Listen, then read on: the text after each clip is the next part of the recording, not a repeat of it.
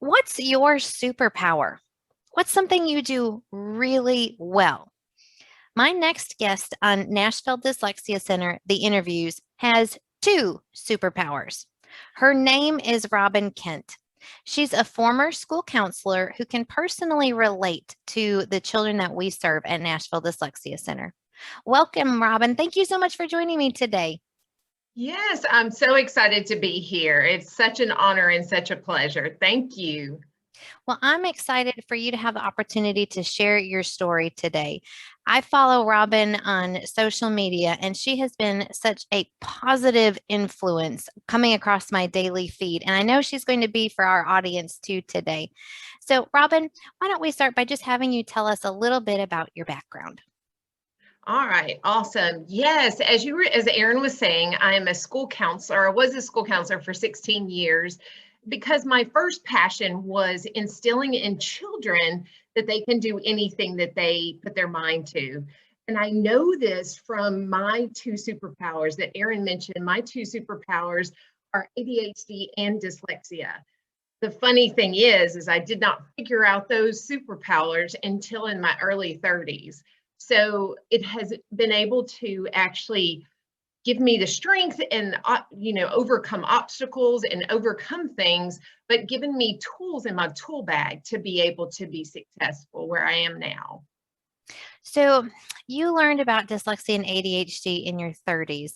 Let's go back. Let's hear about your early school years and what they were like for you, Robin. Okay, yes. So actually in early school, let me think all the way back to kindergarten, I would hear my teacher say, she's just really not trying hard enough. She needs to focus better. She needs to work harder. And I would get, it's very respectful and those types of things, but I would actually get conduct grades of talking too much, not staying on task, and then reading was always the weak subject, always. It was not so much that I couldn't read specifically that I remember, but I remember comprehension, that in comprehension of just understanding what I just read. And so all the way through middle school, definitely struggled. I had probably never made over a C in reading but I did pass all my grades until I got to high school. And when I was in high school is when I really started me figuring out, because my parents had no clue what dyslexia was. That was 30 years ago that I was in high school, a little over 30 years. And so dyslexia wasn't really a thing. It was just, you need to work harder, you need to try harder, those kinds of things. And so in high school, I actually failed English 1, had to retake it. I failed English 2, had to retake it. I took English 3 in summer school, and then I opted for business English instead of English 4. But it was about that time when I actually decided, I think I want to go to college. I think I want to go and do something to help serve people and give them hope. And so that is where when I was just like, okay, I got to do this. And I just a little quick story, but kind of, I'm a very easygoing person. But when people tell me I can't do something, and I think this is the dyslexia in me and ADHD and just, being determined. But I had an educator actually tell me that if I don't take her English 4 class, that I will never make it in college. And I was like, you just struck a chord in me. Like, I'm going to prove you wrong. And so made a 14 on the ACT and took 5 years to finish high school. But I went straight into college and made B's in English and never had to retake them. And then just continued on. And it was so cool to be able to go to my 10-year class reunion with 3 college degrees. And it was just like, I can do anything I put my mind to. That's something that comes up in your social media posts, that if you think you can do it, put your mind to it and you can accomplish that. And I think that's an important message for our audience to hear today. So you have 3 college degrees. What did Yes. you study, Robin? Okay, so my bachelor's is in psychology, and then I have a master's in school counseling. And then I was going to be certified as an LPC, a licensed practical counselor. But instead of going that route, I did get a second master's in industrial organizational psychology, so an IO psych. And so really with that, that helps me in the business mind, in the concept of, you know, because I'm very visual, and so many dyslexics are very visual and picture it out. You see the big picture and then you can break it down into smaller pieces. And so in that realm of things, it just fit perfectly with my personality. Growing up, who had the greatest influence over you? Wow. Let's see. It's kind of a toss up.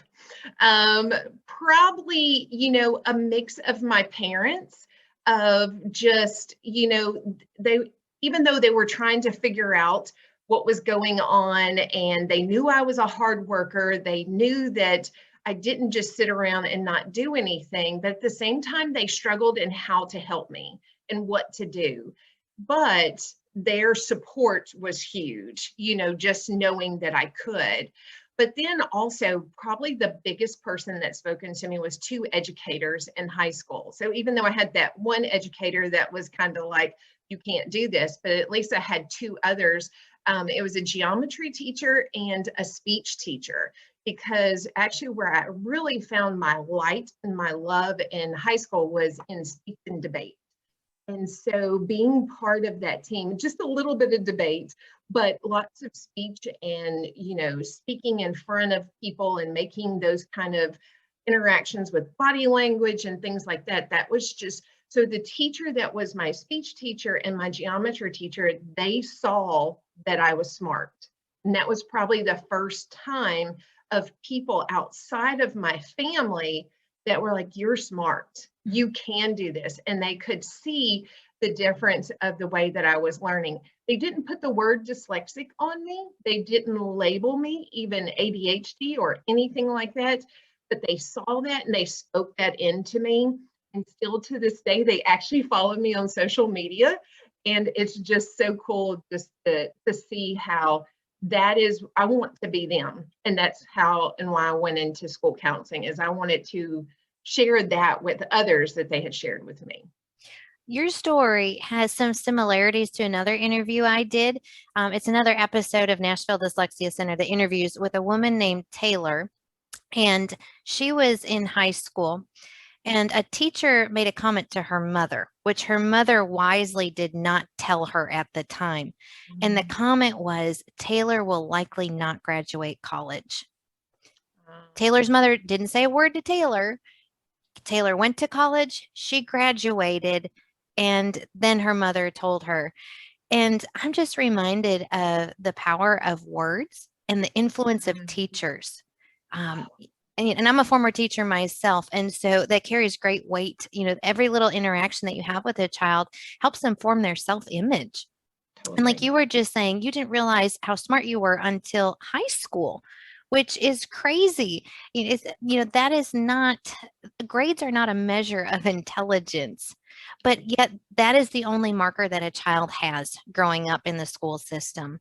And so I'm so thankful for teachers who recognize the strengths that a child has and is able to kind of bring that out and encourage them.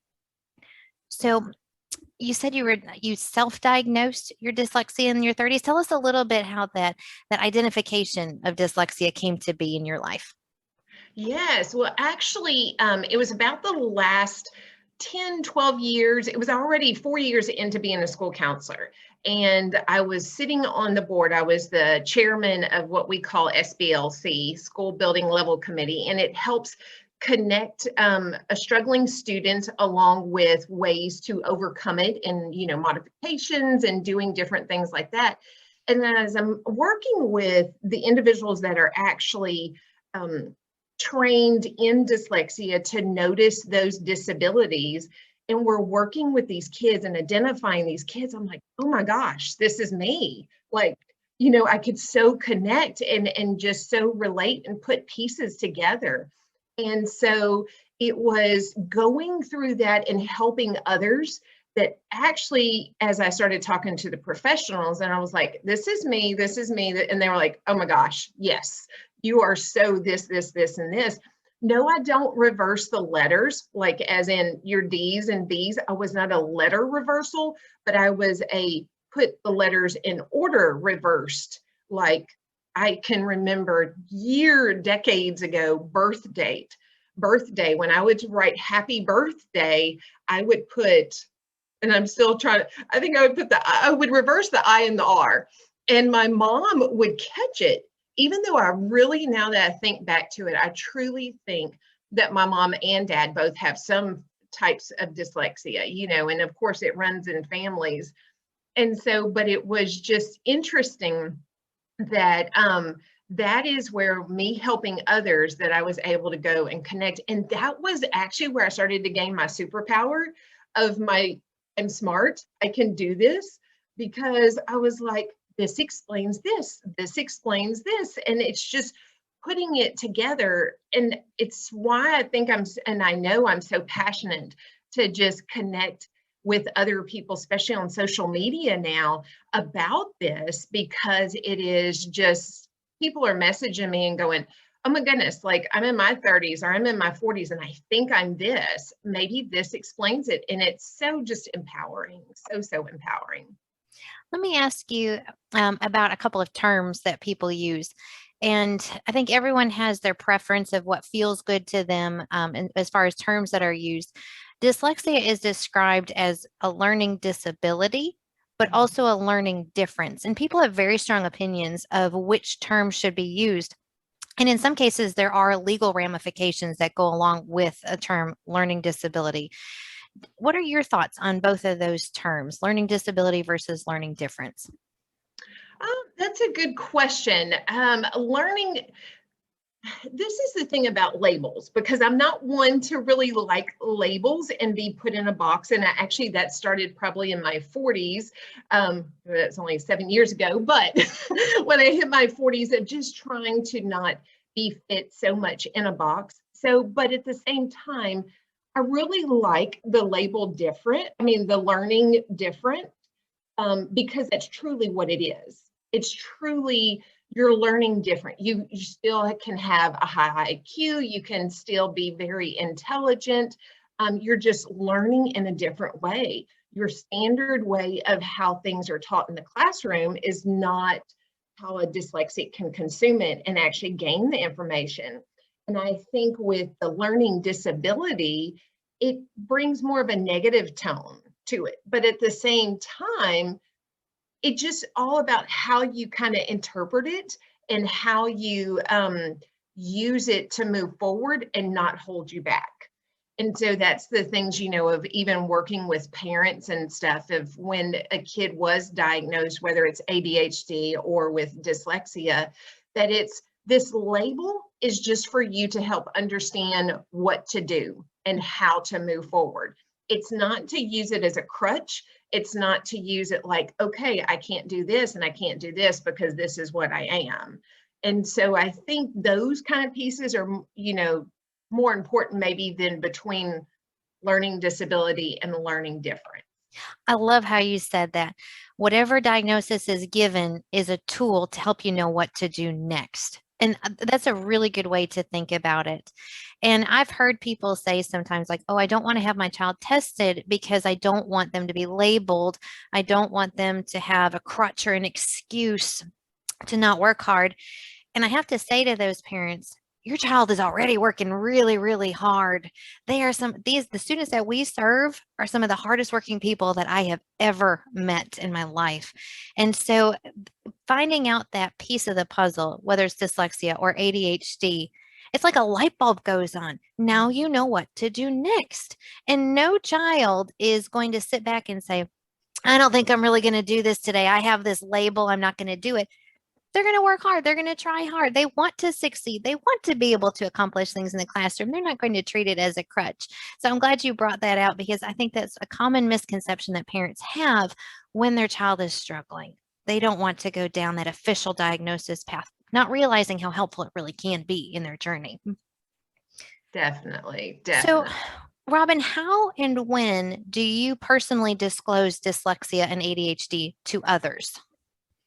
Well, actually, I have just done it more and more. It actually started sitting across from the table from those parents of when we're breaking the news, I guess you could say, or sharing with them that we really feel like this is where your child fits.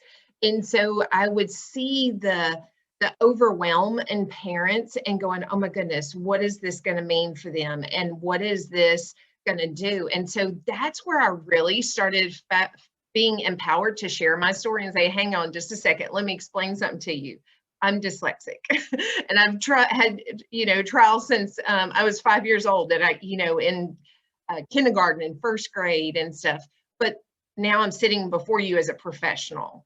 And so just being able to encounter that kind of positivity is actually where, if I come across anybody, I was actually talking to a friend yesterday that is having some similarities and stuff. And they were like, I knew them, but I didn't know them real closely. And so it just comes out of my mouth immediately. Like, you just bring up maybe a slight hint to it, I'm going to tell you my story. And because I'm just become just so passionate and seeing the difference it's made, and just encountered so much goodness. So it really doesn't take much, and especially now doing it on social media, that was probably the scariest tipping point to do it, just because there's so many people who don't really know you. They just kind of know you until they take the time to know you. So I'm pretty open now about it. I love it. I love it. You're such a source of encouragement for people. And I see that in the comments when people respond to your posts. So you're a Christian, and as am I. And so I would love to hear what role your faith has played in your journey with dyslexia and ADHD. Okay. Yes. Oh my goodness. Totally. Yes, definitely a Christian, and just so thankful. You can sit back and say, well, God, why did you give this to me? Why couldn't you make my life look like Susie over here that looks like she gets all A's and she doesn't have to do anything, and it comes so easy? Well, the thing is that I've just learned through so many different trials, whether it's dyslexia, whatever it may be, health related different things, that everything is for a purpose. And God just uses you and your journey and your story, if you let Him, to empower others. And He decided for us to have that story because it needs to be told.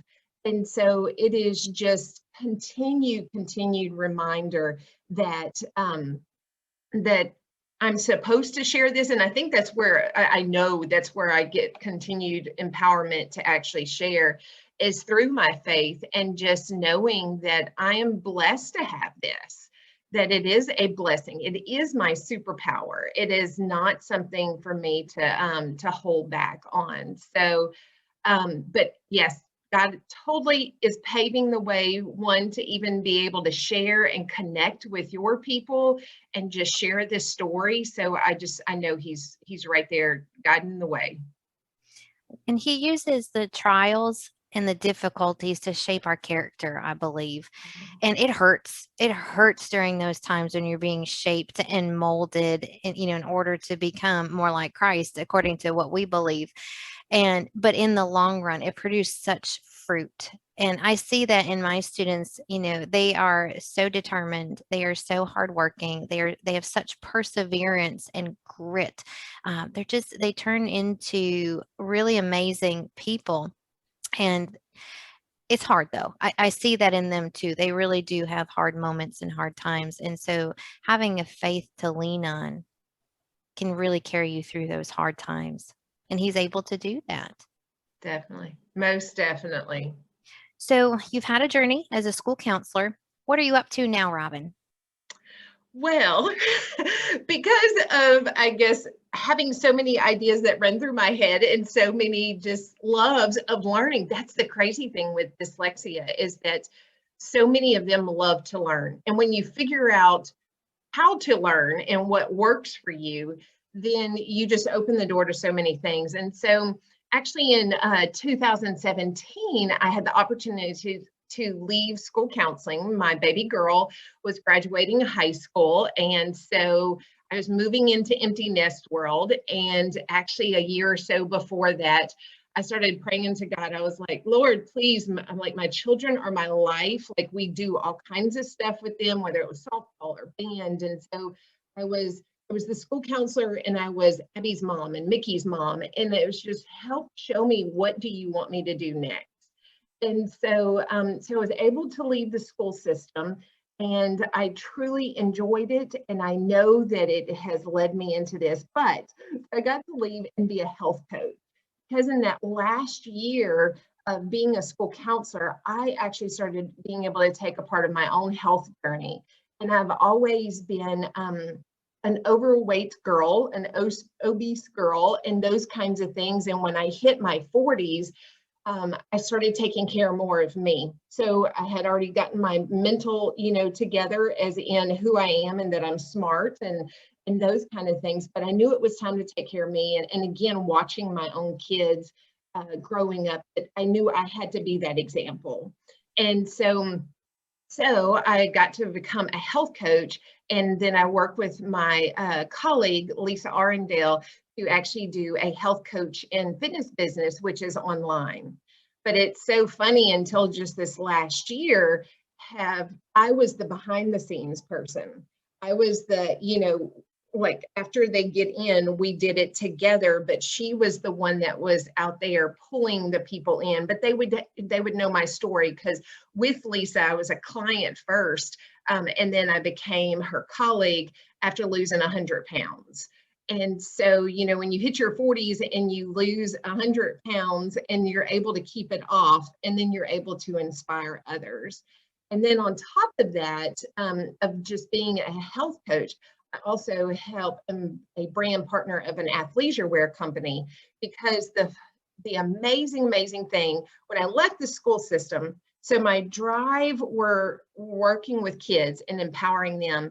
But in that pivotal time of becoming more that empty nester, I saw the difference that I needed to empower women, and women to take care of their self, because it's a ripple effect of, if the mother takes care of their self, then it's going to flow down to the kids, whether it's health, whether it's mindset, whatever that looks like. And so in health coaching, I'm able to do that with these women. But then in this athleisure company, they had the same passion and heart as Lisa and I. And we're able to also do that with feeling good in your clothes, feeling good in what you do, just feeling good in life, and having a tribe to actually love and support you through it. So, and all together with that, an entrepreneur, a businesswoman, someone that is able to, now I've left, you might say, the corporate world and the business world, of being under someone, but now being able to do what I want to do and how I want to do it, and knowing I can do that. As I'm listening to you, there's one word that keeps coming to mind, and it's encourager. Encourager. I can just see you as that school counselor speaking to that mom and that child and that dad who are going through some hard times, and just saying, you're going to be okay. There are better days ahead. You can do this. And now I can see how you are an encourager in your own business now too. That's just who you are. It just oozes out. It's just an encourager and wanting people to live their best life, so to speak. So where can our viewers find you, Robbin? Yes. So on Instagram, it's Robbin K. Kent. And then on Facebook, it's Robbin Knight Kent. So, and Robbin is two B's. So Robbin. So my mom, it's kind of funny to be dyslexic. And then my first grade teacher, actually, I remember saying, you misspelled your first name. I said, no, my mama did. It was like, because my first name has the two B's, Robbin, and my middle name is actually Michelle with one L. And so where typically Michelle has two L's. So it's just so funny that I'm like, no, that's one thing I did spell right. My mama didn't know. So, well, let's have you give one final word to parents who are concerned about their children. Maybe they have just had a diagnosis of dyslexia, or maybe they are suspecting dyslexia. What do you want those parents to know? Okay. Yes. Number one, diagnosed or not diagnosed, you see the signs, you see the pieces, the struggles, the challenges that they may be dealing with. And I would just encourage you to support them, remind them that they are smart, remind them that they are capable of doing anything, just that you might not know how to break down the letter sounds or how to work with the educational pieces to it, but you do know how to love your child. You do know how to encourage your child and support them. And so, no matter the label, no matter if there is never a label, then just encourage them and be that person that speaks the loudest in their ear. It's one of my things that I encourage parents, whether dyslexic or not, and my main passion in life is that I want my voice to be the loudest voice in my kid's head. When they fall down, when they get hurt, when people let them down, whatever the case may be, that they hear my voice saying, get up, you got this, let's do it and move forward. Be that cheerleader. Yeah. Yes. Well, Robbin Kent, I thank you for sharing your story today on Nashville Dyslexia Center, the interviews. Thank you so much. It's been a pleasure.